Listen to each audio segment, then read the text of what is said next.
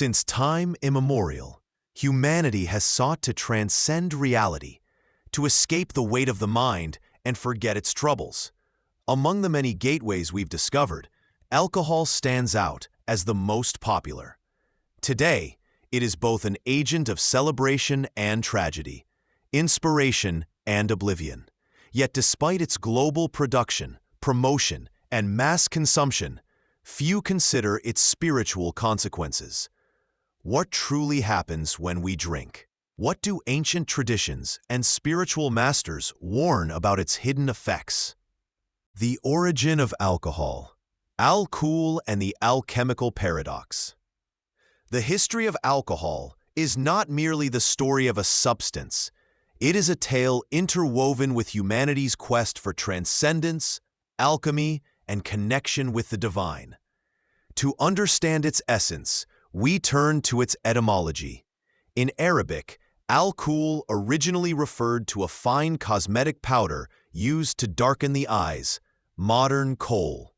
For alchemists, however, it symbolized something intangible, the distilled essence or spirit of a substance. Alcohol, in this context, became the volatile soul separated from raw matter, a metaphor for liberation from the physical. This duality explains why we still call it spirits. Ancient civilizations revered alcohol as a divine gift. The Sumerians and Egyptians offered wine and beer to their gods. The Greeks celebrated Dionysus, the god of ecstasy, through ritual intoxication. Yet sages warned of its double-edged nature. While it could reveal one's true self, it also obscured reason and invited dangerous influences. Islamic alchemists like Jabir ibn Hayyan refined distillation techniques, yet Islam itself prohibited consumption, recognizing its spiritual risks. Over centuries, a substance once revered for sacred connection devolved into a tool of disconnection. The energetic impact, tears in the aura.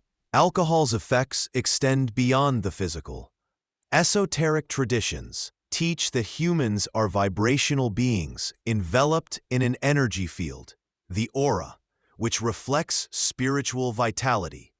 Alcohol destabilizes this field, creating tears that leave us vulnerable to negative influences. Rudolf Steiner, founder of anthroposophy, warned that alcohol weakens the spiritual self, inviting destructive forces into the psyche. These energetic ruptures can attract parasitic thought forms or obsessing spirits that thrive on addiction's low vibrations. The chakras suffer imbalance.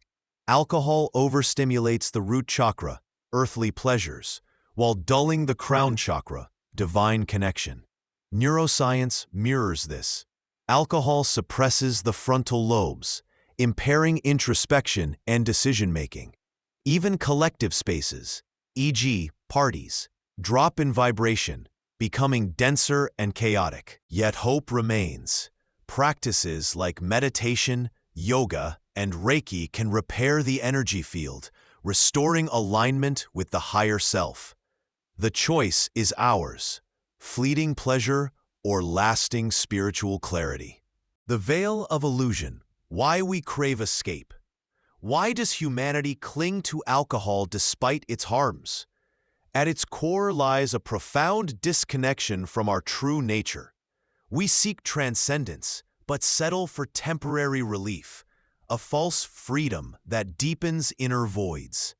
Ancient wisdom offers perspective. Hermeticism teaches that alcohol mimics the unus mundus, primordial unity, but delivers only emptiness.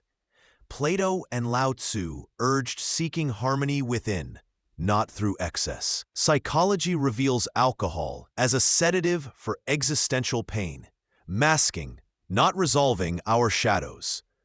True liberation comes not from extremes, but reconnecting with our essence. The question is not whether we drink, but why we feel compelled to escape. Mystical warnings. Voices across traditions. Spiritual masters universally caution against alcohol's illusions. Vedic texts link it to tamas, ignorance, destabilizing meditation. Buddha forbade intoxicants as obstacles to nirvana. Sufism, via Rumi, metaphorized divine wine, but condemned literal use. Christianity sanctifies Eucharistic wine, yet warns against excess. St. Augustine. Shamanism sees alcohol as a gateway for parasitic energies. Alchemists acknowledged its power, but warned of degradation. Socrates emphasized self-mastery. Losing control to alcohol surrenders to forces that cloud mind and soul. Liberation. Reclaiming the axis mundi. Breaking free begins with awareness. Spiritual practices, meditation, mindfulness, nature immersion restore balance. Gratitude dissolves the void we try to fill.